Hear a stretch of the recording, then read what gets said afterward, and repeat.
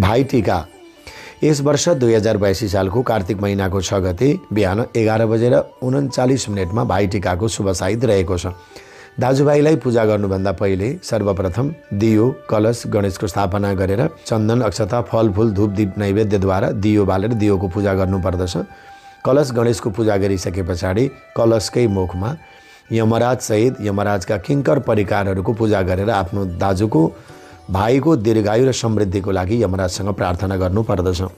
धर्मराज नमस्तुभ्यं नमस्ते यमुनाग्रज पाहि मां किङ्करे सार्धं सूर्यपुत्र नमोस्तुते।